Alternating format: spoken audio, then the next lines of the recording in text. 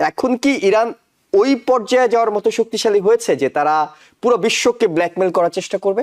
এই মুহূর্তে Iran tactical flexibility দেখাবে, স্ট্র্যাটেজিক সারেন্ডার না, যেটা মুনির ভাই বলেছেন, আপনি বলছেন যে নেগোশিয়েটিং টেবিলে ওরা যেতে চাচ্ছে, কিন্তু ওরা আরো স্ট্রঙ্গার পজিশনে যে যাবে। ইরান কিন্তু যে জিনিসটা ভুল করেছে আমেরিকা, ইরানের যে মানে শাসন ব্যবস্থা, ওদের যে লিডারশিপ ফিলসফি, এটা কিন্তু একটা ব্যক্তিকেন্দ্রিক না। ওরা মনে করেছিল যে খামেনিকে মেরে ফেললে সবকিছু ভেঙে পড়বে।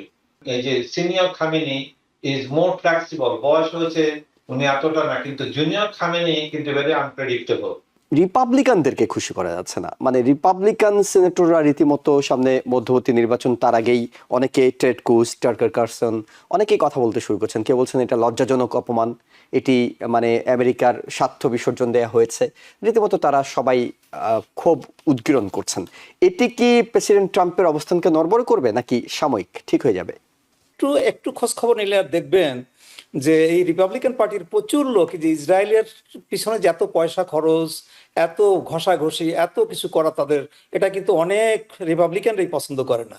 অনেক ইন্টেলিজেন্সের অ্যানালাইসিস বলছে যে ইরান এই যুদ্ধ শেষে একটা ইকোনমিক নিউক্লিয়ার অপশন পেয়ে গেছে, যেটি হলো হরমুজ। অর্থাৎ ইরান এখন বলতে পারে, নিজেরা ফার্স্ট স্টেপে এসে বলতে পারে যে $300 বিলিয়ন দিচ্ছ না, হরমুজ বন্ধ করে দিচ্ছি, অমুক চুক্তি সত্য মানছো না, হরমুজ বন্ধ করে দিচ্ছি। মানে এখন কি ইরান ওই পর্যায়ে যাওয়ার মতো শক্তিশালী হয়েছে যে তারা পুরো বিশ্বকে ব্ল্যাকমেল করার চেষ্টা করবে? আমি যেটা মনে করি, এই মুহূর্তে ইরান ট্যাকটিক্যাল ফ্লেক্সিবিলিটি দেখাবে, স্ট্র্যাটেজিক সারেন্ডার না, যেটা মুনির ভাই বলেছেন, আপনি বলছেন যে নেগোশিয়েটিং টেবিলে ওরা যেতে চাচ্ছে, কিন্তু ওরা আরো স্ট্রঙ্গার পজিশনে যে যাবে। কারণ স্ট্রেট অফ হরমুজটা কিন্তু ইরান এবং ওমানের সীমানার মধ্যে, এটা কিন্তু আন্তর্জাতিক সীমানার মধ্যে না। এতদিন কিন্তু ট্রেড ফ্লোকে ওরা চালিয়ে যাচ্ছিল, কোনো ধরনের অসুবিধা করেনি, কিন্তু যখন দেখলো যে তারা সব দিকেই মার খাচ্ছে, তাদের বড় অস্ত্র স্টেট অফ হরমুজ, যেটা হয়তো আমেরিকান যে পলিসি মেকাররা, যারা ওয়ার্ল্ড পলিসি মেকাররা ছিল, এটাও ভাবতে পারেনি। এখানে এসে মানে আমেরিকা ধরা খেয়ে গেছে।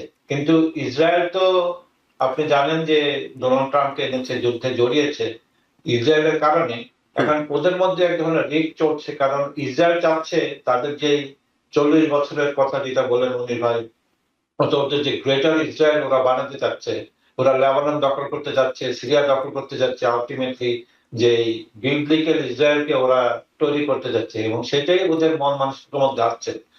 কিন্তু এই মুহূর্তে ইরান কিন্তু যে জিনিসটা ভুল করেছে আমেরিকা, ইরানের যে মানে শাসন ব্যবস্থা, ওদের যে লিডারশিপ ফিলসফি, এটা কিন্তু একটা ব্যক্তিকেন্দ্রিক না। ওরা মনে করেছিল যে খামেনিকে মেরে ফেললে সবকিছু ভেঙে পড়বে, কিন্তু ওদের যে মোজাইক স্ট্র্যাটেজি, যে ওরা খামেনি একটা প্রতিবিম্ব, তার পিছনে লোকজন আছে যে তারা জানে যে একটা লেয়ার পড়ে গেলে আরেকটা লেয়ার বেরিয়ে, আরেকটা লেয়ার বেরিয়ে। আপনারা তো জানেন যে শুধু খামেনি না, খামেনির সাথে সেকেন্ড লেয়ার পর্যন্ত আমেরিকা ধ্বংস করেছে, আমেরিকা এবং ইসরায়েল।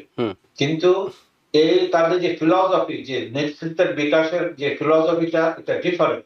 এই জন্য কিন্তু ওদের রেজিম টিকে গেছে। শুধু টিকে যায়নি, মনির ভাই ভালোই বলেছিলেন, এই যে senior Khamenei is more flexible, বয়স হয়েছে, উনি এতটা না, কিন্তু জুনিয়র খামেনি কিন্তু ভেরি আনপ্রেডিক্টেবল। এবং সিনিয়র খামেনি কিন্তু বলেছিল যে পারমাণবিক বোমা আমাদের মানে ধর্মীয় মূল্যবোধের বাইরে, যেমন একটা ফতোয়া আছে যে ওরা একটা পারমাণবিক বোমা তৈরি করবেন। কিন্তু এখন যে জুনিয়র খামেনি এত, উনি কিন্তু এখন সাংঘাতিক ভাবে কিন্তু উনি আহত হয়েছেন। ওনার হয়তো পা লিন চলে, এবং ওনার মা বাবা স্ত্রী, ওদের হত্যার স্মৃতি তার কাছে আছে, স্মৃতি আছে। উনি তো এখন উনি হলেন সুপ্রিম লিডার, এখন উনি হয়তো আগে কত উনি নাও মানতে পারেন। এবং আমার মনে হয় এই যে উদ্দেশ্যে ওরা নিউক্লিয়ার বোমা বা সক্ষমতা ধ্বংস করে বলে যাচ্ছিল, আমার মনে হয় যুদ্ধ ইরানকে আরো তাড়াতাড়ি নিউক্লিয়ার বোমা তৈরি করার পক্ষে নিয়ে যাবে। আমরা ইসরায়েলকে খুশি করতে পারছি না, তারা রীতিমতো নিন্দা শুরু করেছে, তাদের ক্যাবিনেট মেম্বাররা পর্যন্ত আমাদের প্রেসিডেন্টের নিন্দা করছে। মানলাম ইসরায়েল খুশি করা গেল না, আরেকটা দেশ, ইরানকে তো খুশি করার প্রশ্নই আসে না।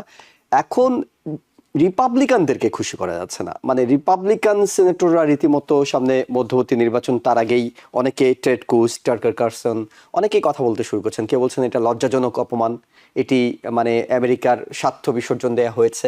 রীতিমতো তারা সবাই ক্ষোভ উদ্গীরণ করছেন। এটি কি প্রেসিডেন্ট ট্রাম্পের অবস্থানকে নড়বড় করবে নাকি সাময়িক ঠিক হয়ে যাবে?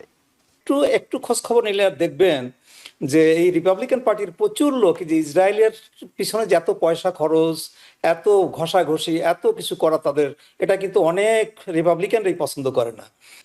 ডোনাল্ড ট্রাম্প মানে ইসরায়েলকে এমন একটা পর্যায়ে নিয়ে গেছে যার ফলে হবে কি, মানে একটা rift between US and Israel is a sure thing. মানে এর কোনো ইয়ে নেই, মানে তাদেরকে লাই দিতে দিতে এমন এক জায়গায় নিয়ে গেছে যে দেখবেন যে এই বছরই যে আপনার লেবাননের যে যুদ্ধটা বন্ধের আপনার দায়িত্ব নিয়েছে ডোনাল্ড ট্রাম্প।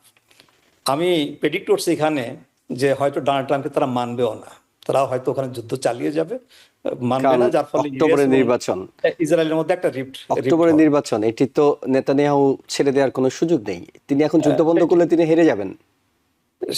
সেটাই, মানে যুদ্ধ বন্ধ করলে সে হেরে যাবে, আর যুদ্ধ চলতে থাকলে রিপাবলিকের হেরে যাবে। এখন আপনি দেখেন এই যে দুটো সমীকরণ আমরা দেখতে পাচ্ছি যে যুদ্ধ চলতে থাকলে রিপাবলিকানরা আর মিড টার্মে আসতে পারবে না, আর যুদ্ধ চলতে থাকলে মানে বন্ধ হলে কাজে এখানেই তো একটা রিপ তৈরি হয়ে বসে আছে। হ্যাঁ, কাজেই আমি মানে কোনো ইয়ে দেখছি না, আমি কোনো মানে খুব ভালো প্যাথ ফরওয়ার্ড আমি দেখতে পাচ্ছি না।